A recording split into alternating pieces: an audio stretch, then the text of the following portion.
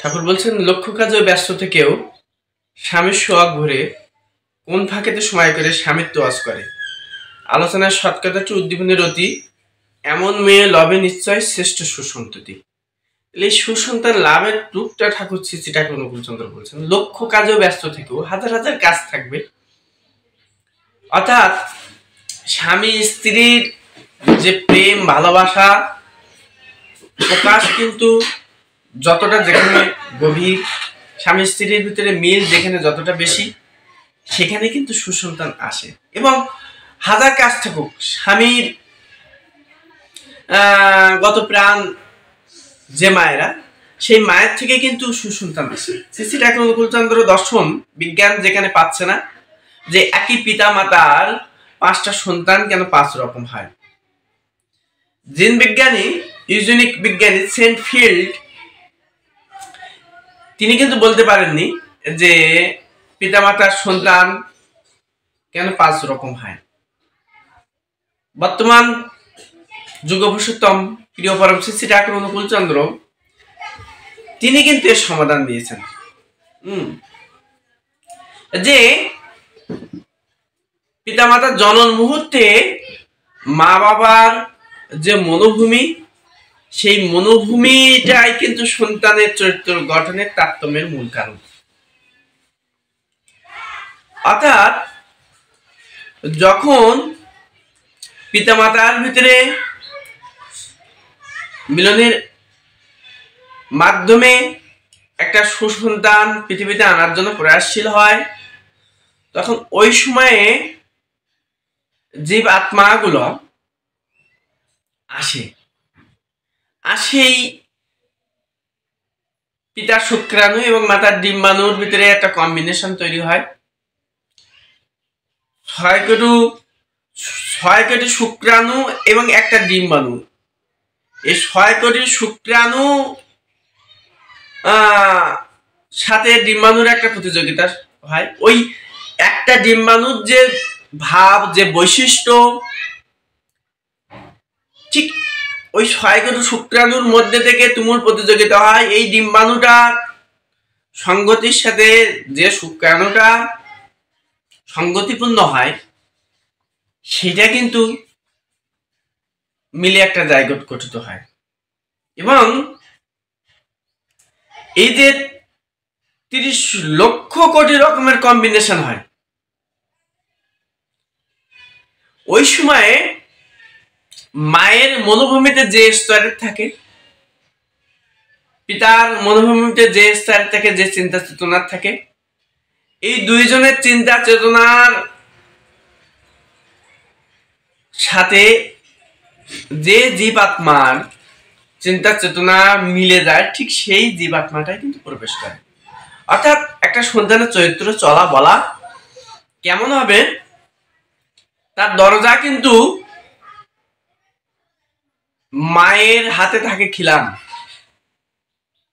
অর্থাৎ ওই কোন আত্মাটা প্রবেশ করবে সেটা কিন্তু মাই নির্ধারণ করে দেয়। তাই নেপোলিয়ন বোনাপার্ট বলছে, আমাকে একটি শিক্ষিত মা দাও, আমি তোমাকে একটি শিক্ষিত জাতি দেব। একটা সন্তানের চরিত্র মা গঠন করে দেয়, পরিমাপনী শক্তি বলা হয়। পিতার ভূমিকা খুবই নগণ্য। একটা সন্তান কেমন হবে তার 12 আনা নির্ধারিত হয় জন্মের আগেই। একটা সন্তান কেমন হবে তার 2 আনা নির্ধারিত হয় গর্ভে থাকাকালীন সময়ে।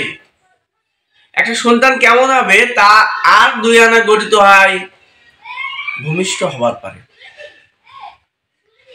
তাই সন্তান যখন মা বাবা নিতে চাইবে, তার আগে প্রস্তুতি নিতে হয়। শ্রী ঠাকুর অনুকূলচন্দ্র এই শিক্ষাই আমাদেরকে দিয়েছেন। তিনি বাস্তব উদাহরণ দিয়ে বলছেন যে একটা শস্য খেতে যেমন ফসল তৈরি করার আগে জমি প্রস্তুত করতে হয়, কোন বীজটা লাগাতে হয় সেটা নির্ধারণ করতে হয়, কোন ধরনের বীজ লাগানো হবে, ঠিক তেমনি একটা সন্তান নেওয়ার ক্ষেত্রে আমাদের এই দেহক্ষেত্রে তৈরি করতে হয়। বাবার কাছ থেকে বীজ আর মায়ের কাছ থেকে মাটি, এই দুইয়ের কম্বিনেশনে কিন্তু একটা সুসন্তান আসে। ভালো ফসল পাইতে গেলে যেমন মাটি এবং বীজের প্রয়োজন, এবং সেই সাথে সাথে সেই মাটিতে ওই বীজটাকে যাতে পরিবর্তন হতে পারে, সুন্দরভাবে বাড়তে পারে, তার জন্য কিন্তু বেড়া দেওয়া হয় চারা গাছে। এই বেড়াটা হচ্ছে আমাদের সদ্গুরু, যাতে সদ্গুরুর এই যে নাম আমাদের সকল বিপদ আপদ থেকে রক্ষা করে। তা যে কথা বলছিলাম, যে এই যে 270 থেকে 280 দিন একটা সন্তান মাতৃগর্ভে অবস্থান করছে, এ সময়ে কিন্তু মায়ের চিন্তাভূমি কিন্তু সন্তানের ভিতরে প্রভাবিত হয়। মায়ের চিন্তা নারীর মাধ্যমে খাদ্য যেমন যায়, ঠিক তেমনি তার চলা বলা, কথা, চিন্তা, চেতনা তার কিন্তু ওই সন্তানের ভিতরে পরিবেশও করে। যেমন আমরা মহাভারতের উদাহরণ দিতে পারি। মহাভারতে কিন্তু অভিমন্যু মাতৃগর্ভে থেকে যুদ্ধ শিখেছিল, চক্রব্যূহ কিভাবে ভেদ করতে হবে। পিতা অর্জুন অভিমন্যুর মা সুভদ্রাকে বলছিল কিভাবে চক্রব্যূহ ভেদ করতে হয়। মা কিন্তু শুনছিল, শুনতে শুনতে পরিবেশ পর্যন্ত জেগেছিল, কিন্তু কিভাবে বেড়ে হতে হয় অর্জুন বলছিল, কিন্তু সে সময় সে ঘুমিয়ে পড়ছিল নিদ্রায়। এই যে যার ফলে দেখা যাচ্ছে যে অভিমন্যু কিন্তু ওই পড়াটুকু শিখতে পারেনি। একটা সন্তান শিক্ষা কিন্তু গর্ভের আগে যেমন, ঠিক তেমনি প্রি স্টেজ, এবং সন্তান ইন হওয়ার পরে একটা স্টেজ, এবং আউট হওয়ার পরে সন্তান যখন ভূমিষ্ঠ হয়, যেটাকে আমরা জন্মদিন বলছি, সেটা আসলে প্রকৃতপক্ষে ভূমিষ্ঠ দিবস, অর্থাৎ ভূমিতে প্রথম পা দেয় একটা সন্তান। কিন্তু যেদিন আত্মা তার দেহে প্রবেশ করে, সেই দিনেই কিন্তু তার প্রকৃত জন্মদিন। এটাকে আমরা ভূমিষ্ঠ দিবস বলবো। শ্রী শ্রী ঠাকুর অনুকূল চন্দ্র বলছেন যে সব প্রবৃত্তি ভেদ করে টান যখন স্বামীকে ধরবে সতীলোকের প্রথম ধাপে, তখন তুমি চড়বে। তাই সতী নারীর থেকেই কিন্তু সুসন্তান আসে। সমস্ত প্রবৃত্তি যদি স্বামীকে নিয়ে হয়, তাহলে কিন্তু সুসন্তান আসে। অভিমন্যু মাতৃগর্ভে থেকে যুদ্ধ শিখেছে। সুভদ্রা কিন্তু অর্জুনের প্রতি টান ছিল, তাই অভিমন্যু সাহসিকতার একটা উৎকৃষ্ট সন্তান। সাহসের কথা যদি কাউকে বলতে হয়, প্রথমে কিন্তু অভিমন্যুর কথাই আসে। তাই এই যে সুভদ্রা যদি না ঘুমিয়ে পড়তো, তাহলে কিন্তু সে চক্রব্যূহ ভেদ করতে পারত। তাহলে মায়ের গর্ভকালীন অবস্থা কিন্তু খুব একটা গুরুত্বপূর্ণ অবস্থা। তাই সন্তানের চরিত্র নির্ধারণে কিন্তু মায়ের ভূমিকা মুখ্য বলা হয়, কারণ একটা সন্তান কিন্তু মাতৃগর্ভেই থাকে, পিতার গর্ভে কিন্তু থাকে না, বা পিতার ঔরসে কিন্তু থাকে না।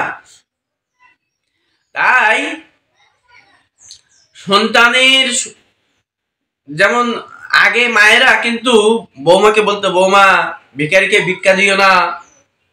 যদি কোনো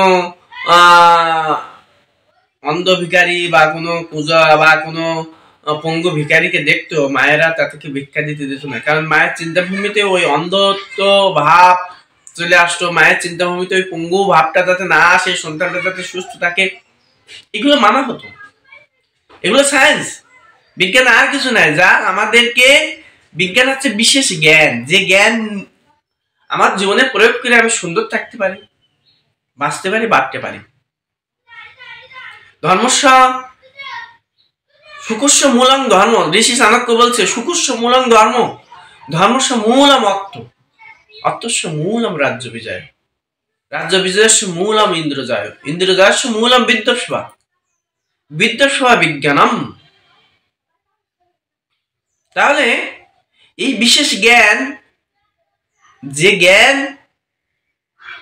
আমার জীবনে প্রয়োগ করার মাধ্যমে আমি বাঁচতে এবং বাড়তে পারি, সেটা হচ্ছে বিজ্ঞান। আর ধর্ম হচ্ছে কি, বাঁচতে নরে যা যা লাগে তাই নিয়ে তো ধর্ম জাগে। ঠাকুর বলছে ধর্ম হচ্ছে বাঁচা বাড়ার বিজ্ঞান, ধর্মের সাথে বিজ্ঞানের কোনো নেই। তাই এই সন্তান লালন পালন করা, সন্তান সুন্দর করা, সন্তানের চরিত্র গঠন করা, এটাও একটা বিজ্ঞান, প্রজনন তত্ত্ব। ঠাকুর বলছেন যে এই সন্তান, সুসন্তান আনতে গেলে আমাদেরকে সুপ্রজননের শিক্ষাটা সবার প্রয়োজন, আর এটাকেই তিনি বিবাহ বলছেন। উন্নয়ন আর সুপ্রজনন এই তো বিয়ের মূল। যেমন তেমন করে বিয়ে করিস না কবুল, তাই বিয়েটা ঠিকভাবে দিতে হবে। শ্রী শ্রী ঠাকুর অনুকূলচন্দ্রের দর্শনের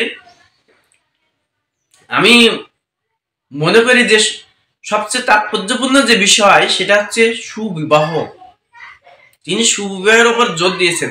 তিনি বলছেন আজকের বর্তমান সময়ে আমাদেরকে পরিবেশ দূষণ নিয়ে আলোচনা হয়, আমাদের শব্দ দূষণ নিয়ে আলোচনা হয়, আমাদের বায়ু দূষণ নিয়ে আলোচনা হয়, এবং একটা 5 জুন বিশ্ব পরিবেশ দিবস ঘোষণা করা হয়েছে। তাহলে এই যে পরিবেশ নিয়ে আমরা যেমন চিন্তা করছি, ঠিক তেমনি এবং পরিবেশ দূষণ রোধের জন্য আমরা বিভিন্নভাবে চেষ্টা করছি, ঠিক তেমনি মানুষ দূষণ রোধেও আমাদের প্রয়াসশীল হতে হবে। আজকে যদি মানুষ যদি সুন্দর ভাবে বাঁচতে এবং বাড়তে না পারে, তাহলে কিন্তু পরিবেশ সহ সামগ্রিকভাবে একটা ক্ষতি, জীব বৈচিত্র্যের একটা ক্ষতি কিন্তু আমরা দেখতে পাচ্ছি। আজকে যে পৃথিবীর তাপমাত্রা বাড়ছে, আজকে যে বায়োলজিক্যাল যে ইমব্যালেন্স আমরা দেখতে পাচ্ছি, আজকে আমরা বিভিন্ন দূষণ বৃদ্ধি পাচ্ছে, এর মূল কারণ কিন্তু ভালো মানুষের অভাব। আর এই ভালো মানুষ পাওয়া যায় কিন্তু ভালো বিবাহ, কমফোর্টেবল ম্যারেজ বা সুবিবাহ দেওয়ার মাধ্যমে। এই সুবিবাহ আগে যেমন ঘটক প্রথা ছিল, এখন কিন্তু সেই ঘটক প্রথাটা হারিয়ে যাচ্ছে। এগুলো খুবই প্রয়োজন। কোন ছেলের সাথে কোন মেয়ের বিবাহ দিলে ভালো হয়, আজকে কিন্তু বিবাহ বিচ্ছেদ দেখা যাচ্ছে। ঠাকুর এগুলো নিষেধ করছেন, এবং তিনি বিবাহের ক্ষেত্রে অনুলোম বিবাহের কথা তিনি বলছেন, প্রতিলোম বিবাহকে তিনি নিষেধ করেছেন। আমাদের শাস্ত্র কিন্তু এটা বলছে।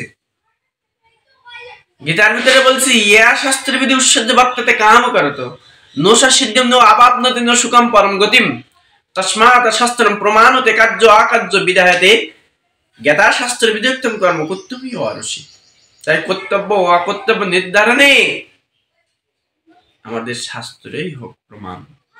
শাস্ত্র মনুসংহিতা বলছে যে বিবাহটা অনুলোম বিবাহ পরিবর্তন করতে হবে, প্রতিলোম যেন না হয়। অর্থাৎ উচ্চ বংশের সাথে যেন উচ্চ বংশের মেয়ের সাথে নিম্ন বংশের ছেলের যদি বিবাহ হয় বা বর্ণের যদি বিবাহ হয়, তাহলে সেটা কিন্তু প্রতিলোম। আর এই প্রতিলোম বিবাহ খুবই সমাজের জন্য ধ্বংস বয়ে আনে। তাই আমি বলবো যে আসুন আমরা শাস্ত্র মেনে চলি, আর সেই শাস্ত্র হচ্ছে আমাদের জীবন চলার ক্ষেত্রে যেন প্রতিপদে প্রতি প্রত্যেক পদক্ষেপে যেন আমরা শাস্ত্রীয় জীবন যাপন করি। ভগবান শ্রীকৃষ্ণ বাদুল সংহিতা 189 নম্বর শ্লোকে বলছে, শ্রুতি স্মৃতি মায়াজ্ঞা জস্তাম উলঙ্গে বত্তাতে আজ্ঞা সিদ্ধি মমদুরহি মত ভক্তায় বিনো বৈষ্ণব।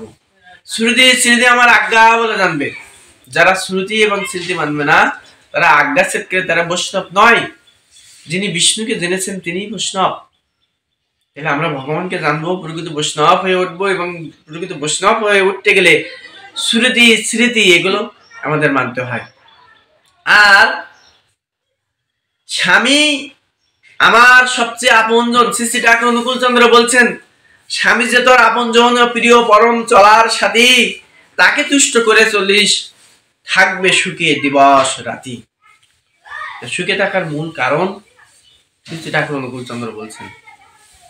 আর ঋষি চাণক্য বলছেন, সুখস্য মূলং ধর্ম। যদি আমরা ধর্মকে ধরে থাকি তাহলে কিন্তু আমরা সুখ অবশ্যই লাভ করতে পারবো। আর সেই ধর্ম মূর্ত হয় আদর্শে।